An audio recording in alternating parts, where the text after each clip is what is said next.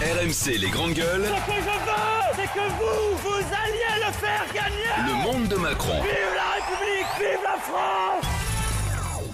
Dans le monde de Macron, on a un entretien exclusif accordé à nos confrères du Midi Libre de celle dont on a beaucoup parlé, Mamie Rock.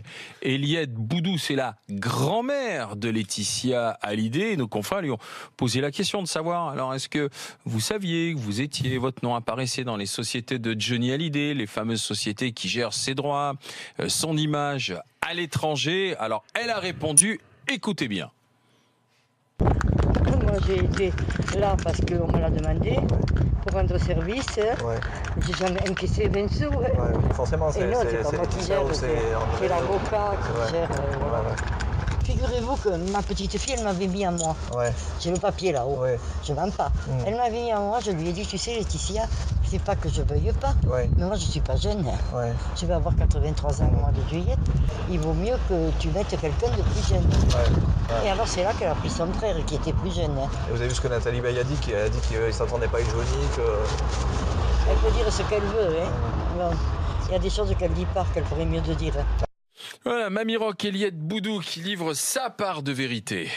Oui, et qui s'en prend à David et Laura en expliquant dans l'interview qui est un peu plus longue dans le Midi Libre que notamment Johnny avait été généreux avec lui. Elle raconte qu'elle a vu David demander de l'argent à Johnny et Johnny lui aurait donné 1 million d'euros. Oui. Voilà, bon, c'est les propos de Mamie Rock, faudra effectivement vérifier. Mamie Rock, alors en fait, quand on l'écoute, on a l'impression que c'était vraiment un prête-nom, c'est-à-dire qu'on l'a nommé à la tête de six sociétés. C'est une gérante de pizza au départ, Mamie Rock, elle gérait la pizza familiale, et elle s'est retrouvée propulsée à la tête des sociétés de Johnny Hallyday. C'est une merveille de tout ce qu'il ne faut pas dire, c'est merveilleux.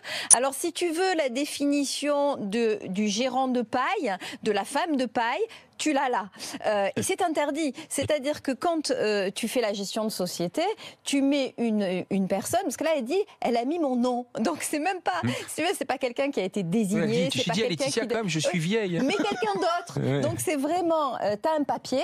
Et alors, j'ai qui dans mon escarcelle et quel nom je vais mettre? Bon, bah, alors, je vais mettre Mamie Rock. Et puis, alors, Mamie Rock, elle dit, non, je suis trop vieille. Ah, bah, attends, je vais mettre mon frère. Et ça, c'est la définition même juridique de la gestion en fait du prête-nom et de l'homme de paille. Quoi. Et ça, c'est totalement interdit. Donc, ce qu'a fait Mamie Rock, c'est ce qu'on appelle un aveu complet d'un délit. Et c'est merveilleux. Je pense que les avocats en fait de Laura et de David, à mon avis, ont trinqué et doivent encore rire d'entendre. Parce que la prochaine audience, c'est le 30 mars. Mais non, mais est-ce que tu te rends compte de ce qu'elle raconte? Donc, c'est un témoignage qui va servir à l'audience. Mais c'est un témoignage qui va leur servir jusqu'au bout. C'est merveilleux. Je pense qu'ils ne pouvaient pas rêver mieux. Merci Mamie. La chose qui ne doit pas trop faire rire Laura et David, c'est quand même d'un point de vue affectif. Moi, je trouve ça très violent. Tu as perdu ton papa, tu n'as pas trop le droit de regard sur la suite. Et puis, c'est cette dame-là qui a l'air d'un petit peu d'arriver de nulle part. Autant la femme a un statut qu'on peut comprendre, la belle-mère peut avoir un statut qu'on peut comprendre, mais là, c'est la grand-mère de la femme. Et encore mieux que ça, et elle dit... J'ai dit à Laetitia et Laetitia a mis et donc elle replace Laetitia comme étant vraiment aux commandes. Oui, mais c'est encore c'est un degré de plus. Hein. Dans l'interview, je relis, elle dit je n'ai jamais été payée pour ça. Moi, je suis là pour rendre service. C'est l'avocat qui gère. Moi, Johnny m'avait demandé. Et j'ai dit oui à condition de ne pas payer d'impôts. Donc Johnny qui décide. Johnny, ça aussi. C'est pour ça que je tenais à ça. On est en euros, avant on avait les francs, et elle parle en sous. Donc je sais pas à quelle époque ça remonte le sou en France, mais je sais pas si c'est elle que je confierais la gestion de ma société. Mais non. Non, mais bon, on voit bien effectivement, comme le dit Marianne, c'est vraiment le gérant de paille qui a été mis en place.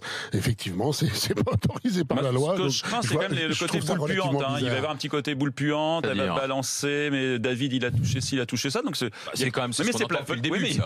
À nouveau, il y a la question de la loi. Tu peux pas donner n'importe quelle somme à tes enfants. Tu peux faire des dons. Voilà, mais de ton vivant, tu as le droit de donner de l'argent, mais pas n'importe quelle somme. 300 000 € tous les, je sais plus combien. Donc je crains le petit côté boule puante. C'est 150 000 par an, je crois. Voilà, un truc comme ça. Ah oui, d'accord. Tous les 10 ans. Mais tous les 10 ans, donc effectivement. Mais tu vois, elle était très donnée depuis 40 ans. Il risque d'y avoir ce côté un petit peu boule puante à chaque fois.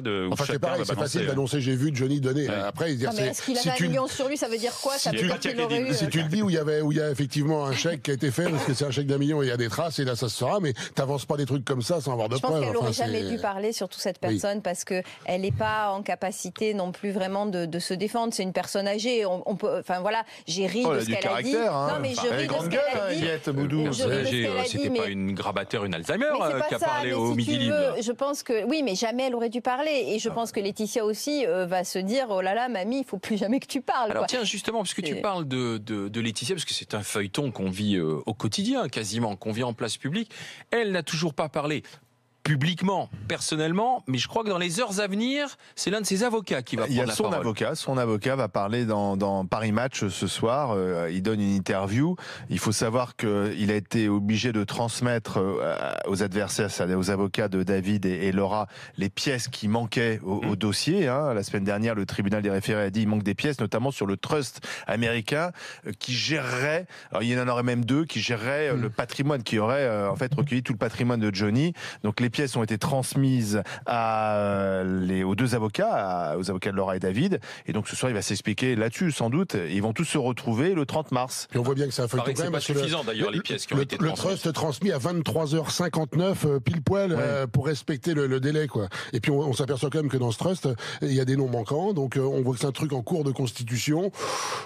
Ça paraît. Enfin, on a quand même l'impression. C'est en train de se fragiliser. Oui, on a l'impression que ça a été tout fait à l'arrache, en urgence, parce qu'il faut. Enfin, c'est bizarre comme aller en justice avec des éléments comme ça me paraît un peu faiblard, quoi. Revenons à nos affaires politiques et parlementaires avec un rapport qui était hier à l'Assemblée nationale, co-rédigé par un député La République En Marche et un député Les Républicains. Rapport sur les allocations familiales, et ce rapport évoque plusieurs pistes de réforme, et notamment, c'est simplement une idée, une piste, mais alors l'opposition maline s'en est saisie, ce serait éventuellement l'idée de remplacer le quotient familial. Or, le quotient familial, c'est ce qui te permet de calculer l'impôt, puisque c'est en fonction du nombre de parts, et voire de réduire cet impôt en fonction des parts. Alors, c'est un député, effectivement, qui propose, enfin, il y a plusieurs des députés qui proposent, mais un député de La République En Marche. Guillaume Chiche.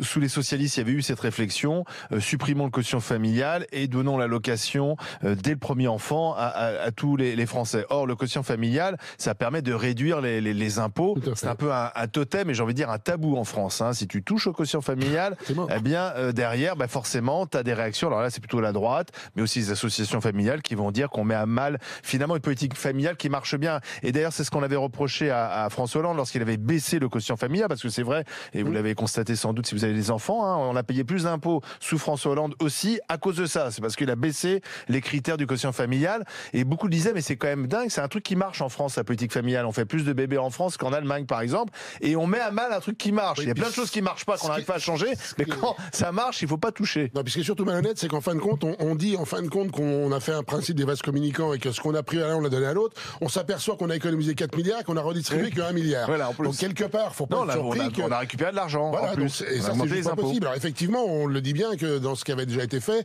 le couple où il n'y en a qu'un qui travaille et qui a 3 enfants gagne 70 € par mois. Par contre, le couple qui a 2 enfants et qui travaille tous les deux, lui perd 90 € tous les mois.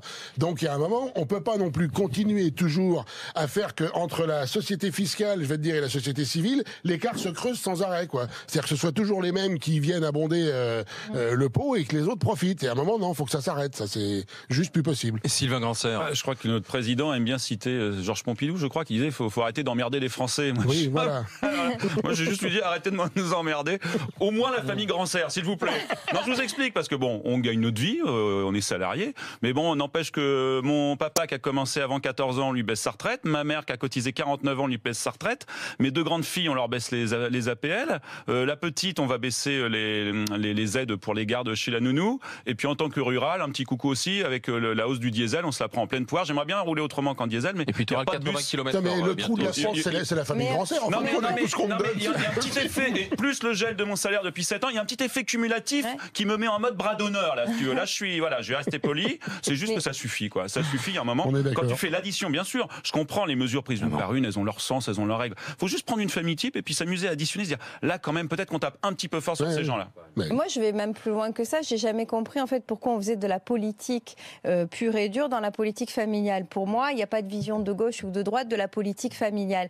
Et quand on a baissé les allocations familiales pour les gens comme moi par exemple, qui gagnaient mieux leur vie que les autres, j'ai trouvé ça tout aussi scandaleux parce que tout simplement, comme je gagne plutôt bien ma vie et je m'en plains pas, je paye déjà des impôts pour compenser en fait. Et pour moi, un enfant, il vaut la même chose que ce soit chez les riches ou chez les pauvres. Et déjà, j'avais pas trouvé normal qu'on baisse. On touche pas au système de l'universalité tel qu'il est alors. Non, mais oui, déjà, j'avais pas trouvé normal qu'on baisse les allocations familiales pour les gens, on va dire, les plus favorisés. Et donc encore plus le quotient familial. Évidemment, je veux pas qu'on y touche. Puis entre parenthèses, quand même, on est sur une situation qui a énormément évolué. On n'est plus dans le plein emploi des années 70. On n'est plus sur des mômes à 16, 17, 18 ans qui peuvent prendre le baluchon. Aujourd'hui, tes enfants, tu les as à charge, même une fois qu'ils sont plus, même si officiellement, tu les déclares plus. Hein. Moi, je pense même qu'il est parfait, ils coûtent plus cher une fois qu'ils sont plus sur ta feuille que du temps où tu pouvais les déclarer. Moi, ce que j'avais du mal à croire, c'était que cette politique familiale est vraiment une incidence sur les naissances. Et en fait, on s'aperçoit quand même, là encore, on l'a démontré, qu'on est passé de 2,08 à 1,88 enfants.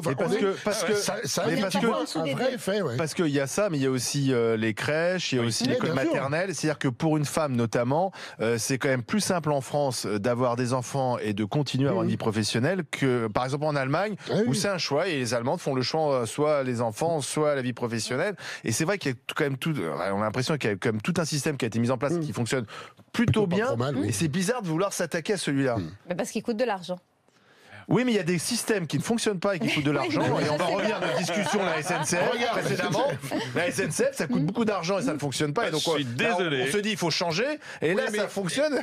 Oui, ça fonctionne. Mais on peut quand même réfléchir sur ce principe d'universalité. Moi, je trouve quand même que regarder en fonction des revenus ou regarder en fonction, en fonction des situations précises et particulières. Enfin, je sais pas, on a les moyens aujourd'hui de savoir à quel foyer on verse précisément les allocations familiales, si tu veux.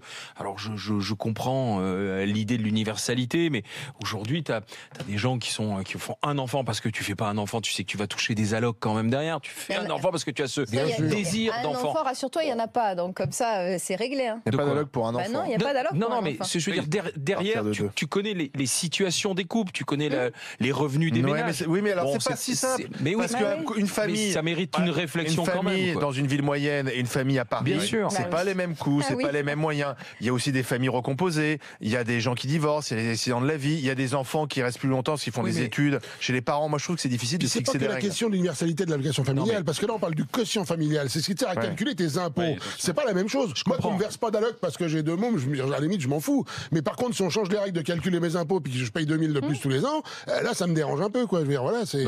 D'accord, sauf que tout au long de l'année, on te demande sans cesse si ta situation familiale a changé, si tu as perdu ton boulot, si tu es divorcé ou pas, si tu as déménagé. Donc, comme on te suit à la trace, je veux dire qu'on peut faire varier aussi les allocations en fonction de ton changement de situation. Pourquoi c'est pas possible? On fait bien varier tout le reste en fonction de son changement de situation. Mais c'est les impôts, ça c'est le principe des impôts. Déjà parce qu'on gagne plus, on paye plus, ce qui est normal d'ailleurs. Non, mais ce que je veux dire, c'est qu'on est dans un pays où tout est toujours immuable. Le quotient familial, c'est ça. Et on touche le quotient familial, c'est par rapport à tes impôts. Oui, mais le quotient et le versement, je parle des deux. On est arrivé à la veille du prélèvement à la source et que cette histoire de quotient familial complique nettement la donne pour faire le prélèvement à la source. Si demain elle n'existe plus, c'est une donnée de moins, quoi. Tu comprends? Alors voilà, c'est peut-être une des raisons pourquoi on en parle aujourd'hui. Enfin, à mon avis, ça ne passera pas. Non, ça ne bougera pas. Ils vont pas ouvrir ce front. D'ailleurs, Richard Ferrand lui-même, je crois, président du groupe, a dit c'est un thème, on n'y touche pas. Et puis, juste pour finir, mais le choix qui a été fait, et je le dis et je le répète, de rendre des milliards aux milliardaires, ça fait qu'à chaque fois qu'il y aura une mesure comme ça qui peut donner l'impression, c'est pas de leur prendre. Ça va donner l'illusion qu'à nouveau, on donne de l'argent à ceux qui n'en ont pas besoin et on vient en rechercher à ceux qui en auraient besoin. Toi qui t'intéresse vraiment au sens des mots, tu confonds les choses parce qu'on leur redonne rien, on leur en prend juste un peu moins. C'est pas pareil. Deux fois, c'est comme quand on dit on a fait un chèque à Bettencourt de je ne sais combien. Non, simplement il faut préciser que l'ISF c'est un double impôt, c'est-à-dire qu'ils ont déjà payé l'impôt sur le revenu et ensuite ils payent l'ISF. Mais bizarrement, malgré toutes ces mesures communistes et staliniennes, les riches sont de plus en plus riches. Et c'est fou, c'est que toi tu as du mal à augmenter ton salaire d'1%. Que tout le monde soit pauvre. Non, mais je remarque encore plus pauvres, que ceux qui ont le plus de facilité à s'exprimer, à se défendre, sont ceux qui devraient la fermer. Quand en une année, tu augmentes ton capital de 30, 40, 50%, on va pas venir pleurer. Donc les gens, ils entendent jamais. T'as entendu Bernard Arnault pleurer?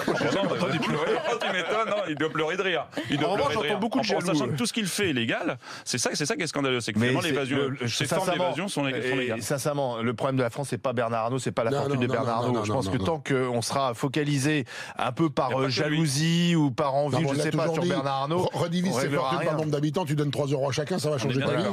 Et surtout, tu le prends qu'une fois. Oui, non, mais voilà.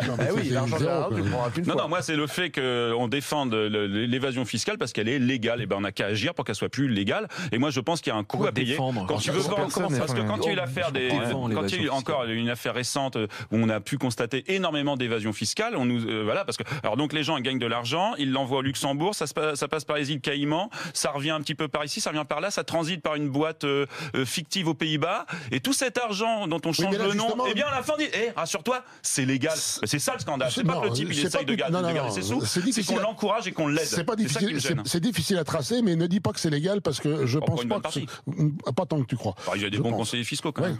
Dans un instant, on va s'intéresser, et on a fait grande gueule du jour, à ce que veut faire Marlène Schiappa. Parce que ça y est, on y est. C'est présenté aujourd'hui en Conseil des ministres. C'est le fameux rapport avec... on définit l'outrage sexiste et sexuel. Avec comme concrétisation l'amende de rue. Qui va donner l'amende de rue? La police de sécurité du quotidien. Oui, mais voilà, il va falloir qu'il y ait une flagrance. Bref, flagrant délit, en train de siffler, de s'approcher de Marianne, de dire hey, tu me donnes ton 06, de l'embêter, de la coller éventuellement. Mais il faudra un flagrant délit. Donc, applicable. Est-ce que c'est une bonne mesure? 3216 rmc.fr pour en parler avec les GG.